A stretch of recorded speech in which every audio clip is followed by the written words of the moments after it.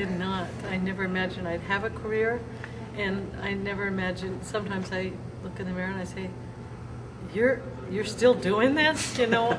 Yay, Yeah. she's still doing it. It's very, very lucky. I've had a ball, and to do this piece has been like just a permanent Christmas present. No, not at all. I never did. I never thought I would be an opera singer, for sure. And it just sort of happened. And I think if I'd had a master plan, it would have been much harder. It's sort of nice to take it as it comes. And, you know, I'm enormously grateful for everything that's happened. Be a Broadway singer, but I didn't even think I could, I never thought I could do that.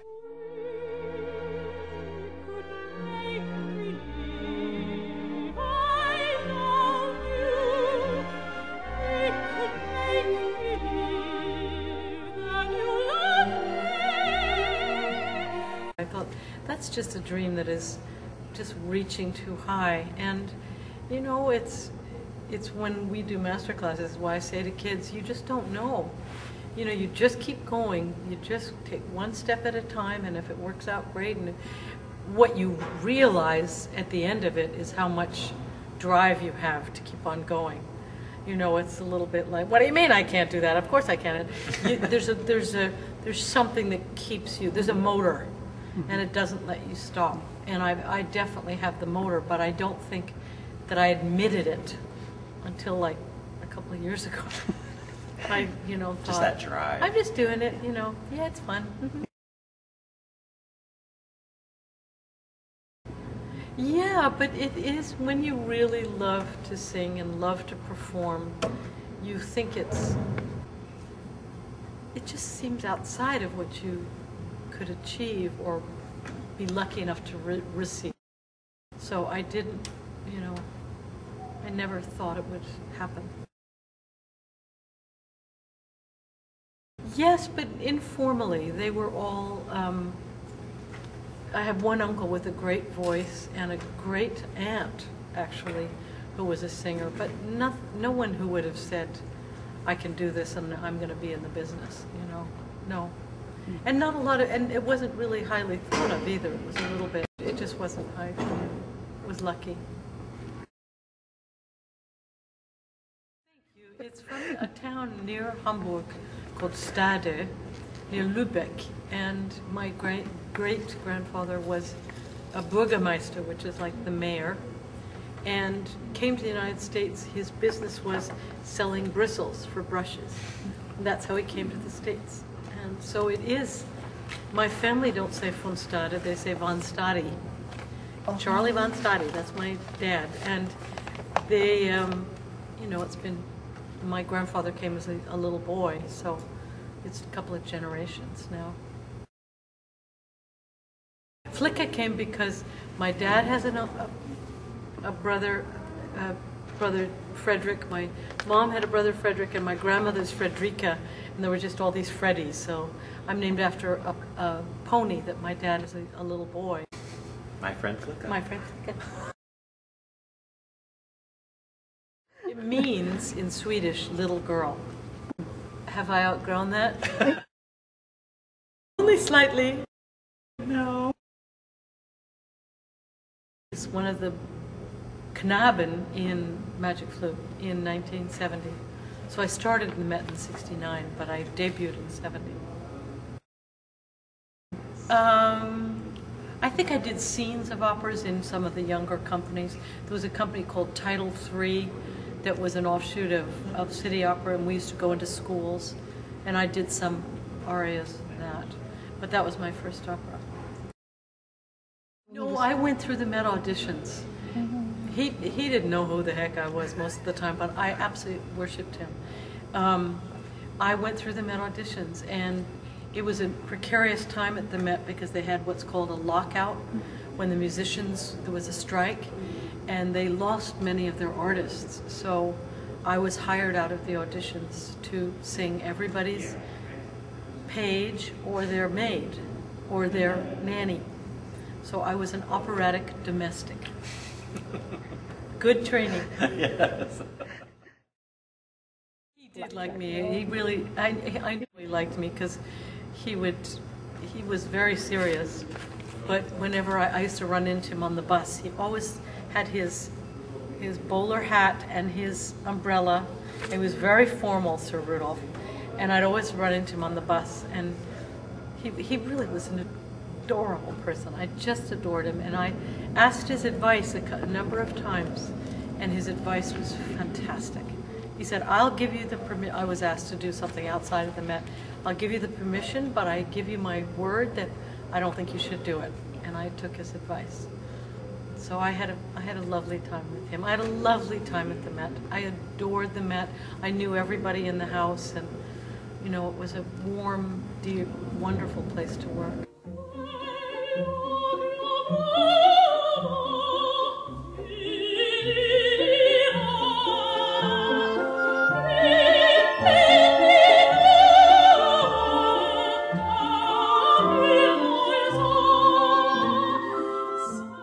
He may have been if you were Maria Callas, but for me, he'd come in and into my dressing room and he'd say, well, what are you singing tonight? And how many notes do you have? And I said, 5. That's good. That's better than 1, you know. Yes. No, well, I did a role, how I got Cherubino was because I went on for somebody who canceled in the role of Stefano in Romeo and Juliet, who has a nice little aria.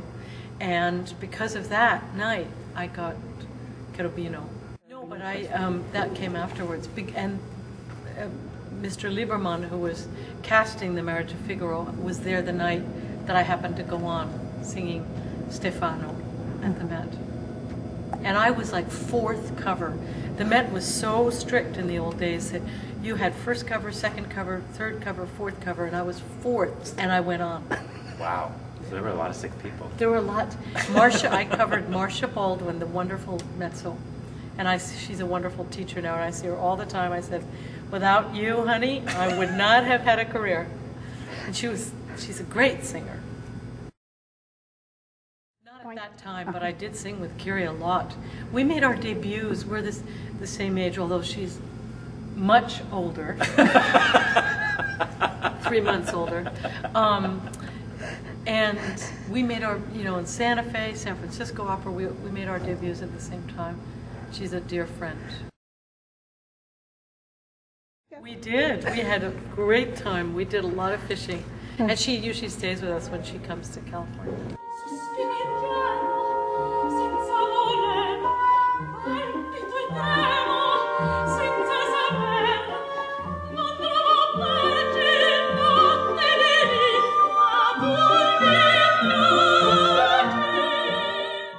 That was my only chance to perform on stage in a part with Luciano. And you know, who didn't love Luciano? But to hear that voice every morning, noon, and night was pretty close to heaven.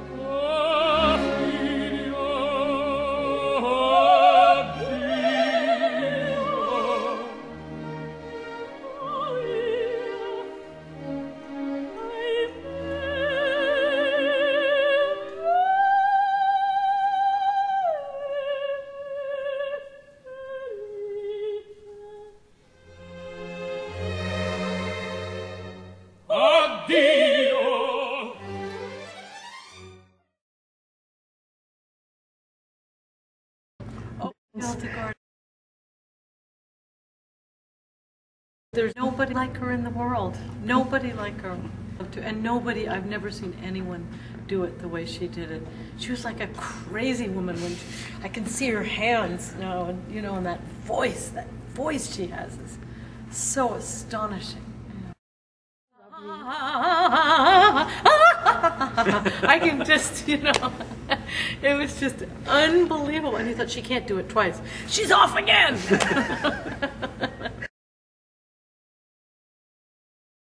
Singers are very nice people, basically. They are. I know that some of us have bad reputations, but a lot of times that kind of you know, anger or phlegm is a way of covering up how vulnerable we are. And it's true. I've been now how many years in the business, and I have not really met an impossibly nasty person. There's some that are, you know, you might want to throw a chair at them, but they're not mean.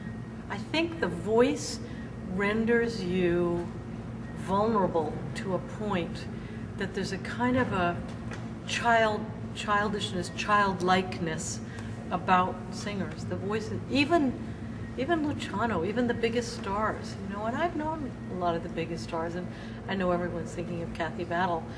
Kathy is a very delicate, fragile, dear person, and she uses all that blah, blah, to hide that and to protect herself, and that's how she operated, and nobody suffered as much as she did. And I've really found that I'm not just being naive or whitewashing anything. I should know. I've worked with them a lot, and that's really I truly believe that with all my heart. Well, don't you kind of miss it though? Wasn't it fun when people were screaming at each other and throwing them out? I mean, you know, it's a little boring now. We need some action. Some drama? Some drama, and people came to the theater when I started the Met. Miss Tibaldi would come, head to toe fur, beautiful jewelry, her maid, her dog, and it was like, we were just like, did you see her? Did you see her? She's in the elevator, my God, run up to the 3rd floor, and then we'd see her come out of the elevator, and it was like seeing the greatest star of all times, and now we're all in jeans, and you know, I miss all that. Everybody dressed up to go to the opera house. If you see old photographs, they're wearing hats and gloves and, you know, singing. And, you know, they're all dolled up. Yeah. Yes. Isn't that's awful to say. Some I didn't even want to say. I can't even remember, but one or two that I never had a big success as the componiste. I'd never really prepared it properly and got it figured out whether I could do it or not. Octavian I did a lot, and I loved Octavian. Well, yeah. But you know, I had to watch it. It was at the outer reaches of my voice. No, I'm sparing the world. I think it's a little obscene. Glamour roles only. Only my favorite glamour roles, Jakey's Madeline Marshall. Mitchell. Madeline Mitchell. Going on that. As long as people will have me, I'll happily come and We're sing not going to let her. tunes. We're not going to let her stop. Sing. The one thing I want to do before I, you know, recording-wise, would be to do a record of lullabies. Jake has written this beautiful lullaby in 3 Decembers, and I would feature that and then just do, because I know so many lullabies in different languages, and Let's do now it. I have grandchildren. And, Let's do it. Let's do it. No, I never had done it before, and he said, well, he did a wonderful song cycle for my daughter Lisa, and he said, well, you write the words because you know her the best, and I did, and I had just the time of my life doing it. If he asks me, but more. no, I won't do it for general consumption. Working with Jake. Oh, It's true. Pretend I'm not here. It's true. It's true.